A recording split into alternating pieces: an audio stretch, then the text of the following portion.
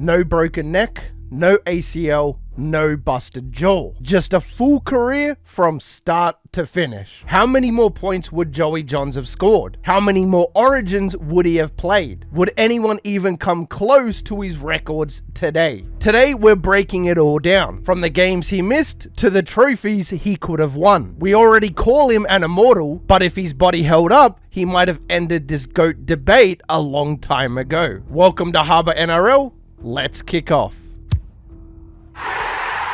So first, who exactly is Andrew Johns? If you're a league fan, you know the name. Joey was a once-in-a-generation talent, the kind of footy player that comes along and makes everybody else look second-rate. And even as a young kid playing junior footy in Cessnock, New South Wales, people could tell he was special, and by 19, he'd cracked first grade for the Newcastle Knights and immediately turned heads. Now, he did come off the bench for 3 games in 1993, but he wasn't starting, so we'll forget that. But in his first actual game starting at halfback in 1994 round 1 against the Bunnies, the kid from Cessnock scored 23 points on debut. You heard me right, 23. That is not a typo. 2 tries, 7 from 8 kicking, and a field goal. It was the start of something special. He teamed up with his older brother Matthew in the halves for Newcastle, and the two of them became the talk of the town. And Newcastle fans quickly realized that they had a prodigy on their hands. Joey Johns wasn't just a local hero, and by his early 20s, he was making waves on the representative scene too. And in 1995, with the game split by the Super League war, New South Wales caught up the young Knights half, and he did not disappoint. That same year, he made the Australian Test team and went to the World Cup in England. Now get this, Australia wins the World Cup, and who's man of the match in the final at Wembley Stadium? Young Joey Johns, playing out of position at hooker, no less. He even earned the most valuable player of the tournament award at just 21 years of age. The bloke was barely old enough to sink a beer in the US, yet he was already the best player at the Rugby League World Cup. It was obvious to everyone that Joey was a rare talent. As one account put it, from that point on, Johns was a fixture in rep sides whenever he was fit, only ever missing New South Wales or Kangaroo selection if he was injured, which from the title you could probably tell he missed a fair bit. By the late 90s, Andrew Johns was dominating. He'd helped Newcastle to their first premiership in the 1997 ARL season, and famously he played that grand final with broken ribs and a punctured lung, which he only copped those injuries 2 weeks earlier. Today's players might not even get out of bed with those kinds of injuries, probably on advice from the club since they are technically assets to a club, but nonetheless, Joey, he not only played, he set up the game-winning try with seconds on the clock, going down the blind side and passing to Darren Albert to seal the win. It's a play that's now rugby league folklore in Newcastle. Tough as nails and insanely skilled. That was Joey Johns. The thing is, he was only just getting started, and by 98 and 99, in the newly unified NRL, Johns was racking up individual accolades. He won back-to-back Dally M medals as the best player in the comp, early 20s, and he's already the NRL's most valuable player. The Knights won another premiership in 2001 with Joey as captain,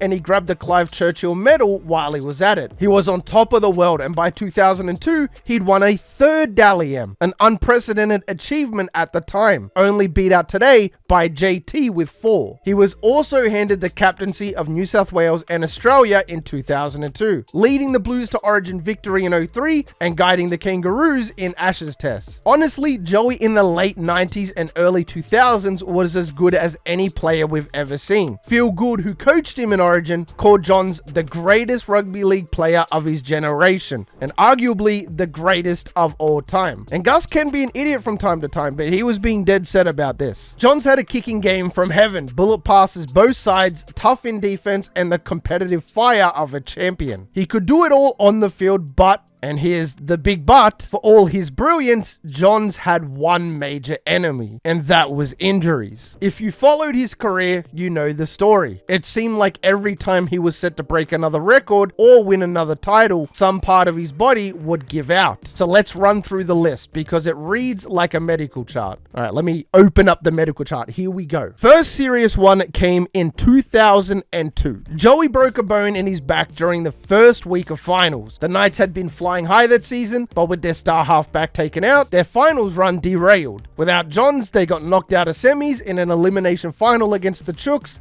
38-12. But still, as we briefly touched on, he'd been so good that year he snagged the Dally M medal despite missing the end of the season. But that injury was a sign of things to come. In 2003, it got scarier. John suffered a serious neck injury. It was the first time talk started that his career might be in jeopardy, and we're not just talking about a slow news day. He missed the back end of 2003 with a bulging disc in his neck and had to contemplate the very real risk that one bad tackle could paralyze him. He recovered well enough to come back in 04, but fate was not done with him yet. Early in that season, round 3 against Parramatta, Johns tore his ACL, and that was basically curtains for his 2004. He spent the rest of that year rehabbing his knee. Knights fans were in despair, and the team really struggled without him, finishing 10th on the ladder. So he battled back from the knee reconstruction and was set to return in 2005. Fans are hopeful maybe this is his year. Maybe this is the year he puts the injuries behind him. But again, in just round 6, Johns broke his jaw in a tight contest against the Wars. I mean, at this point, people were saying that's it. He's got to be done for his own future. 2 huge injuries in 2 years, knee then jaw, had some experts and fans thinking Joey might hang up the boots. Even Johns himself admitted he was worried he'd never play again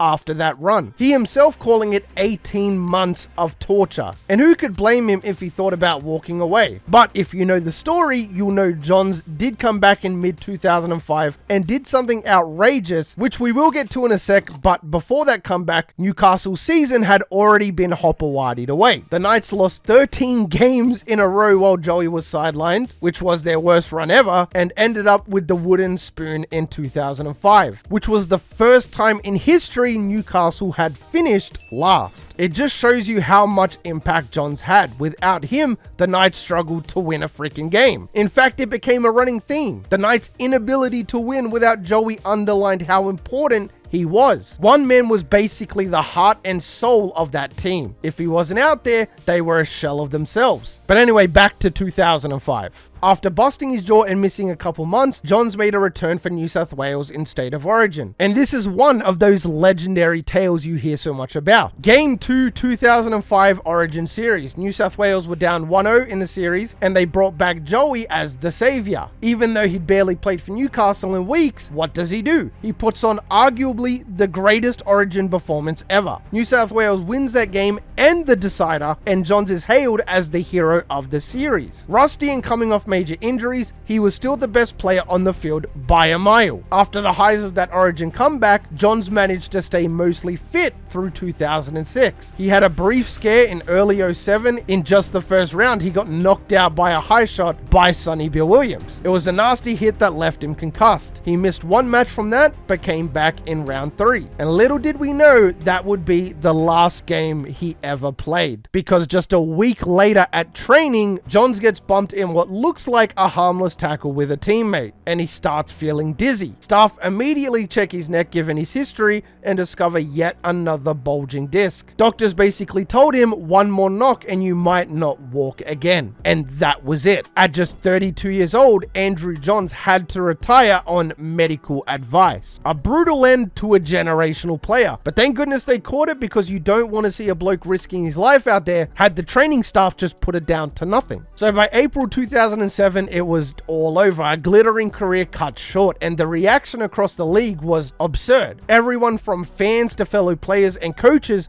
paid tribute. Many even called for him to be made an immortal immediately. He eventually was named an immortal a few years later in 2012, simply because his resume demanded it. Despite all the missed games, despite effectively losing maybe 3 full seasons to injury, he still did enough to be regarded as one of the all-time greats. So let's pause for a second and recap what Johns did achieve in reality. 249 NRL games, 2,176 points for Newcastle, 2 premierships in 97 and 2001, 3 Dally M medals, 2 Golden Boot awards awarded to the player who is the best in the world in 99 and 2001, 23 State of Origin appearances for New South Wales with 5 series wins, 1 captaincy, 26 tests for Australia with 2 World Cup wins in 95 and 2000, and countless man of the match honours. He was an absolute magician on the field, and as Wayne Bennett put it, he was a wonderful player player, ultra talented, great skills, and he had a great mind for the game. High praise from the GOAT of NRL coaches. And now that we've gone through his career, which is already legendary, what if he hadn't suffered those injuries? What if from 2002 onwards, his body held together like Cameron Smith or Darren Lockyer's did? This is where it gets fun to speculate, because if a partially injured Johns could still accomplish all of that, a fully healthy Johns might have rewritten the record books in a way that defies belief. First off, let's talk longevity. Without those injuries, Johns easily plays a few more seasons. In real life, he finished with 249 club games, missing essentially 04 and 07, which means he lost about, say, 40 to 50 games, adding in sprinkles of other years. You add those up and he's around 300 games. If he were really healthy, maybe he even plays beyond 2007 to 08, 09, or even longer. Imagine Joey Johns playing until he's 35, like many modern greats already do. That could have pushed him well over the 300 game mark, but why does that matter? Because more games equals more records. Let's start with point scoring. At retirement, Johns had 2,176 points, the most ever in Australian first grade at that time. He broke the record in 2006, overtaking the previous mark of 2,107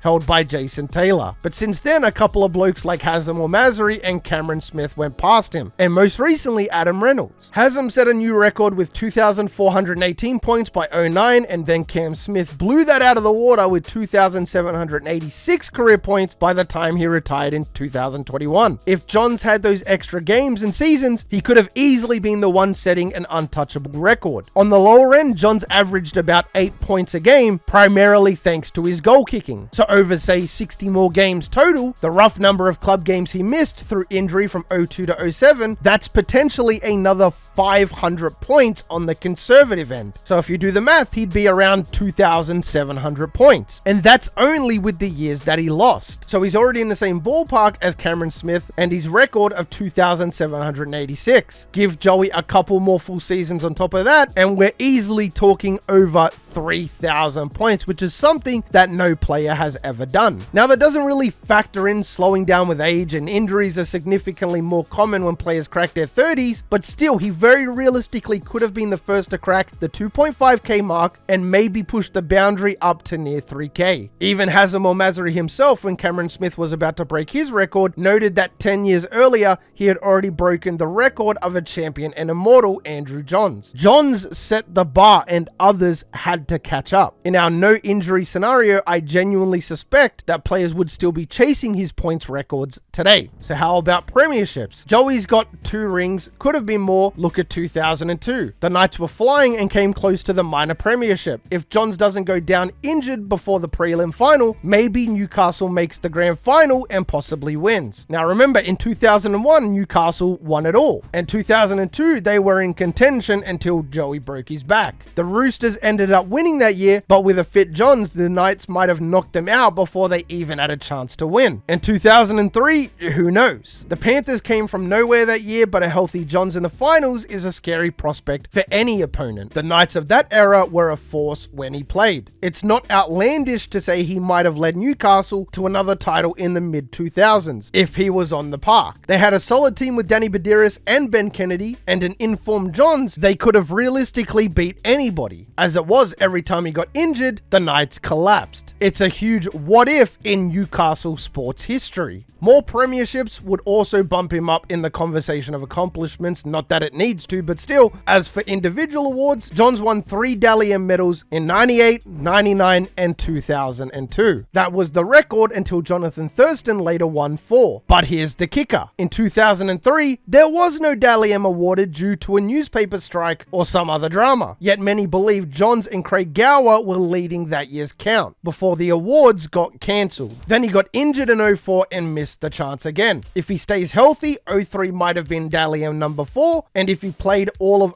04 at his usual standard, he would have pretty obviously been in the mix for a 5th Dally M, which unironically went to his teammate Danny Badiris. So with that in mind, it's not crazy to think Joey could have snagged 5 Dally M awards in his career, which would put him alone at the top. As of now, JT holds the official record with 4, which is fine with me because JT is probably the greatest player I've personally ever seen play. Andrew Johns was just a little bit before my time, so regardless, a healthy Joey might have one-upped it. Here's the thing, there's so much speculation, and I'm not massive on speculations. I'm very factually, statistically, analytically based. I follow the stats and make an informed decision. With that being said, at the very least, I reckon Joey would have tied JT with 4, but would have done it much earlier. Regardless, Johns was basically the best player in the league whenever he wasn't sidelined, so more years naturally equals more titles of best player in the game. But moving on, what about State of Origin? Johns is obviously a Blues legend, 23 Origins in total, and remember he voluntarily stepped away from rep footy after 2005 to prolong his club career. So if he wasn't plagued by injuries, maybe he doesn't retire from rep early. A fit Andrew Johns could have played Origin in 06 and 07, maybe even 08, and that might be another 6 to 9 Origin games. He would have comfortably passed 30 Origins and possibly surpassed the New South Wales record, which at the time was held by Brad Fittler with 31 games. So again, we're talking about Andrew Johns potentially becoming the most capped New South Wales player ever. And as fans, we were robbed. How good would it have been to see him go up against that dominant Queensland team in the late 2000s? I'm not doubting that we would have lost all of those series regardless, but it still would have been a more interesting series to see. With Joey at halfback, maybe we snag 1 or 2 more wins in that Queensland 8-year streak, and in terms of legacy, more Origin appearances would only enhance his reputation. Origin is often where great players cement their greatness, and Johns already did that in fewer games. More chances on that stage, he'd probably break some Origin records too. Like most points for New South Wales, which he finished with 94, which was not far off the top, it's conceivable in best cases he could have hit 150 plus Origin points and set a record there. And then there's test footy. Johns had 26 test caps, but those were limited by a few factors. Injuries and a little thing called Darren Lockyer and Jonathan Thurston. After 05, Johns stepped aside and Thurston took over the Kangaroos halfback role. If Johns wasn't so banged up, maybe he continues playing for Australia through 06 and 07. He might have added Tri-Nations victories or even played in the 08 World Cup. So instead of 26 test matches, maybe he ends up with around 40 tests, which would put him in the upper echelon of Kangaroo appearances. With more longevity, he might have captained them more too, though Lockyer did an awesome job in that role anyway, so it doesn't really matter. In any case, a healthy Johns means the Australian team has an embarrassment of riches in the halves, possibly delaying Thurston's takeover or moving Lockyer back to fullback longer. The ripple effects with speculation are endless. So in summary, Andrew Johns is already an immortal of rugby league. If he had, say, 2 more premierships, a couple more Dally M's, and all those extra points in games, the debate about the greatest of all time would tilt ever so slightly more in his favour. And Andrew Johns, who played 15 plus hypothetical seasons without major injury interruptions, that Joey Johns might have been almost untouchable in the GOAT debate. His stats would be up there with Cameron Smith, while his highlight reel and influence on the game would remain second to none. It's the combination of talent and longevity that makes the greatest of all time. So whilst it's fine to speculate, I don't personally think it's fair to suppress the careers of NRL greats just to prove my point. Sport is a two-way system. You can be great but miss whole years from injury, whether in your control or not. The reality is that's the hand that you were dealt. Joey had the talent but lacked the longevity due to factors largely out of his control. Give him that longevity and you're looking at possibly the most complete resume in rugby league history. I personally would have loved more showdowns with other greats. For example, we never got to see an Andrew Johns versus Jonathan Thurston Origin battle in their mutual prime. By the time JT became a force, Joey was retiring. In a world where John stays healthy, we might have seen a few years of those two geniuses going head to head. And that's ultimately what sucks the most. In the end, we're left with a career that was already legendary, but still somehow seems unfinished. He won everything there is to win, set those records, and became an immortal. But for every try he scored, there's another try that could have been. For every game that he played, there's another one that injury stole. Point being, sometimes the greatest measure of a player is what they were capable of, even if they didn't get the chance.